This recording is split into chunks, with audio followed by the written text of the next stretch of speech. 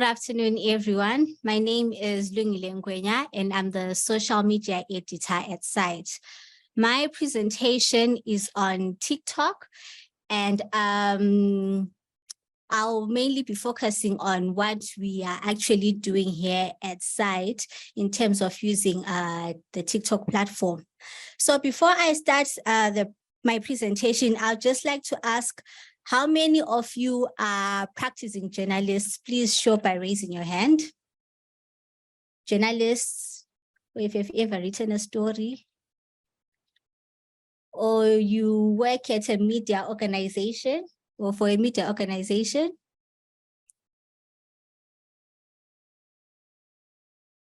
Plenty, that's great. Okay, and how many of you are on TikTok? Plenty as well, that's awesome. How many of you post TikTok content? Just any content, any form of content. Now I'm seeing fewer hands. And how many of you in that content that you post, how many of you post journalism content? Journalism content, zero, no one, nada. Okay, so I'm hoping that by the end of this presentation, you'll be able, or you feel encouraged to actually post content on TikTok. So here at CITE, we've got several social media platforms that we use. We use Twitter, we use Facebook, YouTube, and we also use TikTok and Instagram. So from these platforms that we've been using, we have managed to be having several audiences, capturing a number of audiences from all of these platforms that we have been posting our content on. But then we decided to also introduce the TikTok platform, whereby we decided that instead of just posting our content on Facebook and also on Twitter, where we commonly post our content, we decided that let's try and engage younger people. Let's try and engage a different kind of audience that we don't necessarily see on Twitter and also on Facebook, as well as on Instagram. So we decided to have the TikTok platform. And at first, when we started using TikTok, we were posting landscape videos. So it was not just a matter of us posting videos that we have from our Facebook and other social media platforms that we use. And at that time, we thought that everything was okay. We thought that it was fine. It was, it's just our content. But then we later on decided that it's time for us to be more aware of what the platform actually needs.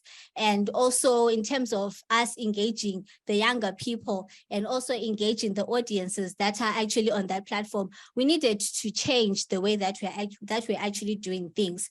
And in doing so, we're actually assisted by DW, where we had a training for our journalists in-house. We trained 10 journalists and we had a TikTok training whereby we were sharing with them the different kinds of formats, as well as the different kinds of features that are actually used on TikTok, in order for them to actually gain confidence and also know the kind of content that they can actually post on TikTok. So I think, I'm not sure, is my presentation okay? All right.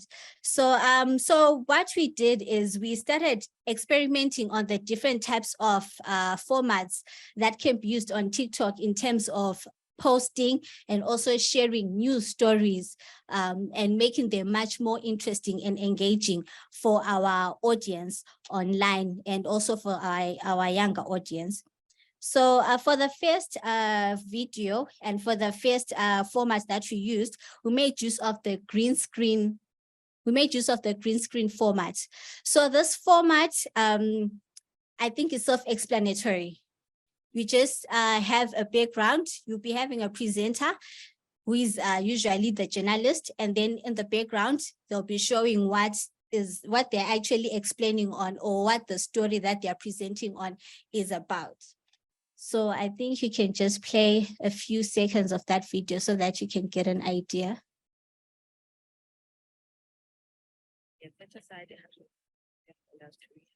So basically to immensely benefit people from Matabeleland South region through employment creation, business opportunities, as well as promoting domestic. Speaking at a recent stakeholders meeting held in Bulawayo, CEO for Zwane Enterprises, Engineer Begitemba Mbambo, said there's a lot of bureaucracy from the government that is delaying the. He said the project was meant to start about 16 months ago, but to date, not much progress has been made. Holding us back was the approvals from government.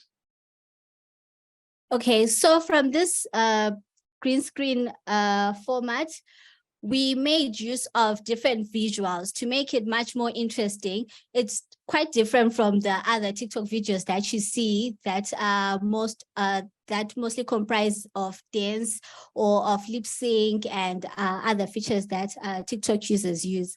So it's different when you're actually producing for news stories. You need to try and have that news element. In as much as you're trying to entertain, you also need to have the news element when you're producing for TikTok. And the second format that we also trained our journalists on, it was on the trend format. The trend format, we noticed that for your video to go viral on TikTok, you either need to have a trending sound, or you join the dance challenges, or anything that will be trending on TikTok. That's how your video actually trends. So what we decided to do is to also encourage our journalists to make use of the trending sounds that will be on or that would be used on the platform. And this is just an example of how one of our journalists used the 1 million trending sound that was done by our president, Emmerson Mnangagwa, when he was trying to spell out say out the figures of 1 million. So maybe you can just play it before I explain further. 1 million inonyogwa sei.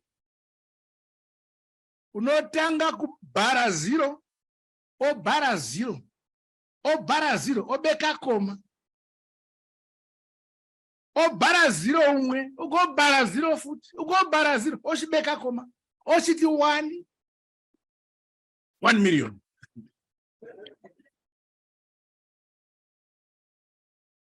So in as much as, like I said, in as much as our videos will be informative, they also need to be a bit entertaining.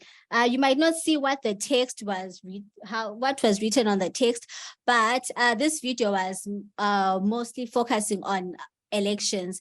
So the text was saying that how the 1 million, how you can actually count the 1 million figures during elections, something like that. So the third video the third format that we also focused on was on the street interviews. This one is what we usually call Vox Pops. So we have done Vox Pops for Facebook, we have done Vox Pop for Twitter, and we decided that we should also do Vox Pops for our TikTok platform. They are also very different as from what you usually see on the TikTok platform as well, in terms of how we actually produced them. Society has allowed men to take advantage of women, regardless of their age. Yes, I think there is a culture of pedophilia in Zimbabwe. There is a culture of pedophilia in Zimbabwe. Because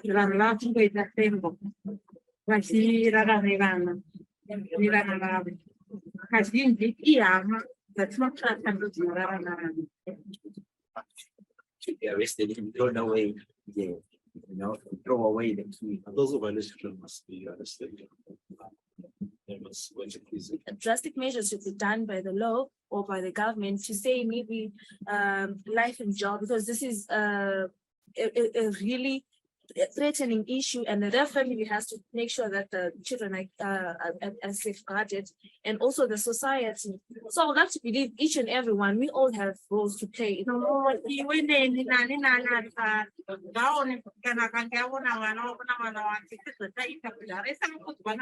Communities. Okay, so basically that video was focusing on whether we have a culture of pedophilia in Zimbabwe, and we were getting different views from people that were meeting on the streets. And then the next format that we also encouraged our journalists to be using is the explainer format. The explainer format is another format that we use in other social media platforms that we can also adopt for our TikTok content.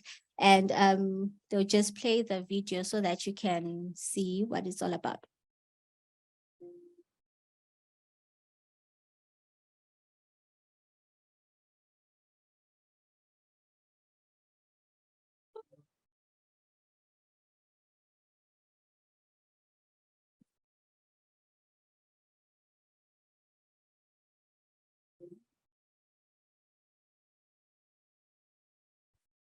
I'm sure you can see that painting that's over there. So we're just focusing on what the painting is about and what actually inspired the painting.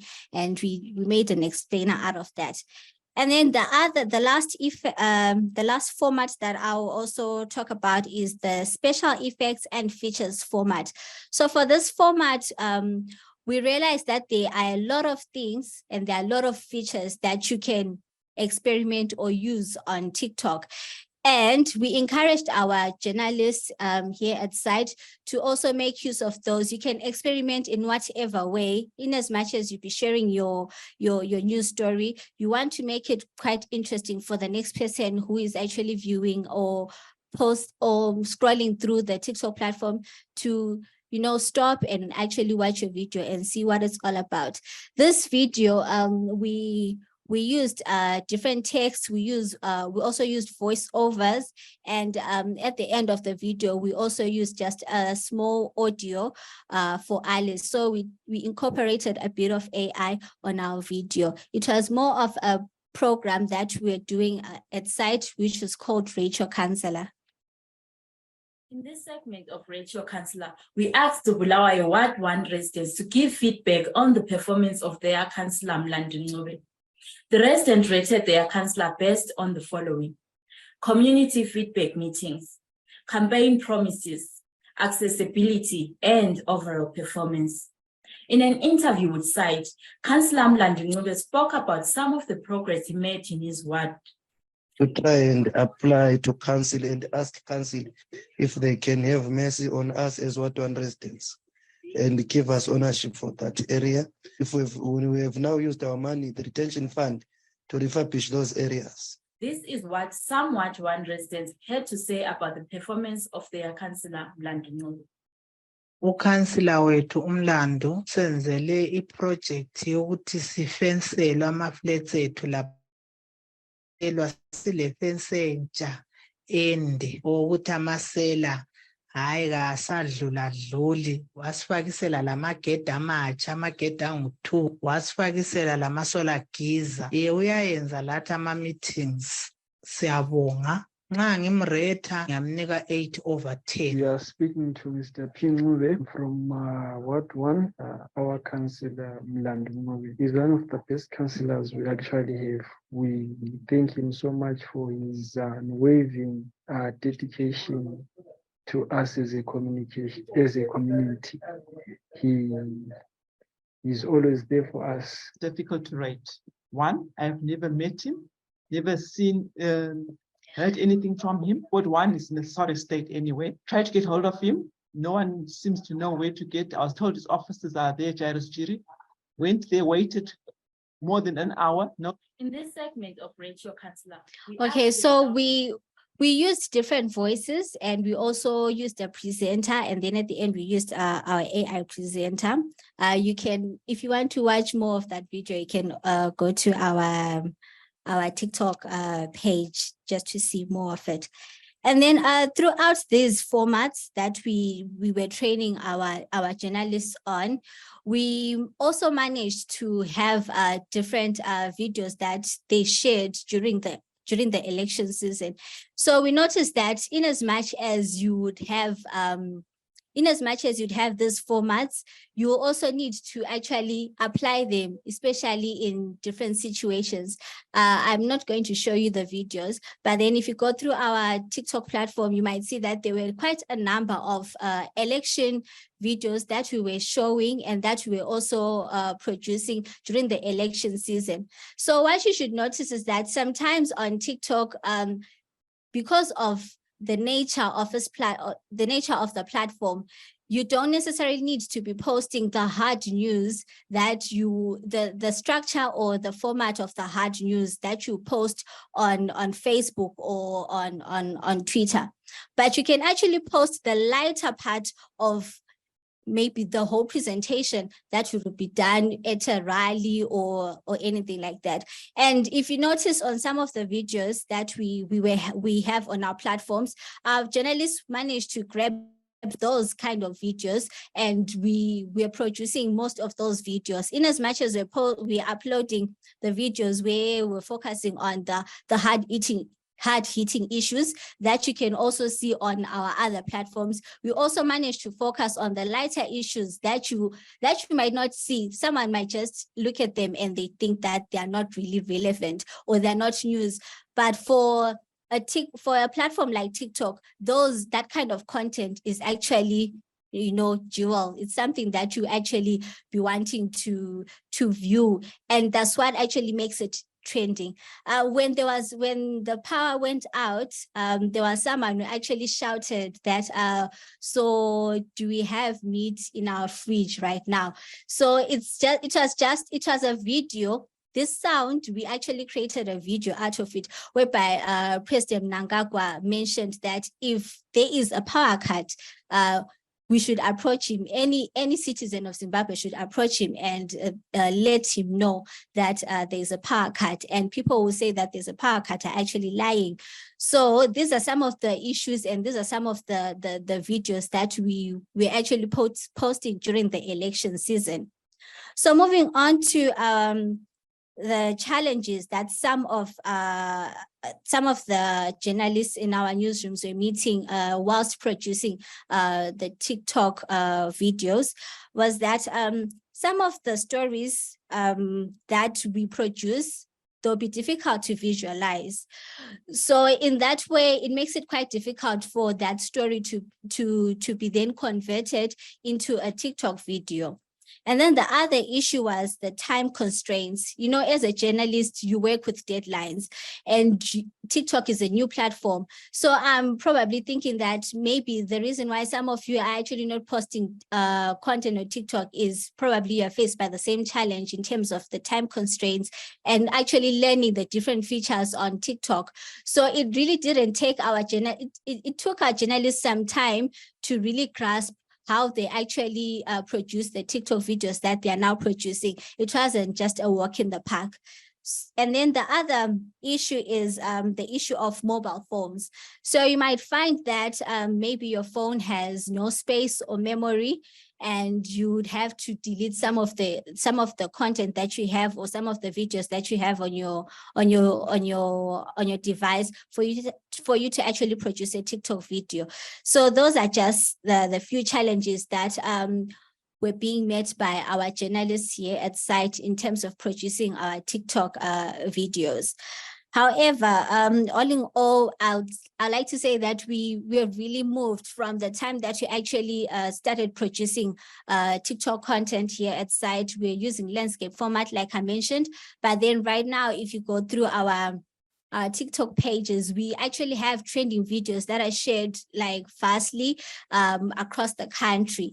And I'd just like to encourage all the journalists that are here to start producing, even if you're not a journalist, but as long as you've got a niche or you've got some passion on producing content, just go ahead, open the platform and start playing around with those features. It's very easy to use. Thank you.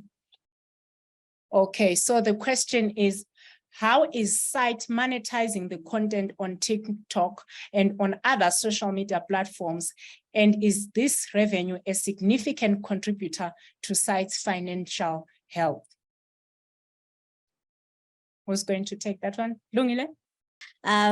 TikTok is really a platform, or it's a platform where it's not really that popular in terms of actually monetizing in Zimbabwe. So I think as a country, we're still getting there. So it might be difficult for us as a site to also try and monetize. And then on other social media platforms, we are trying to actually monetize our revenue on YouTube, but then it hasn't really played a major part in terms of our finances. Thank you.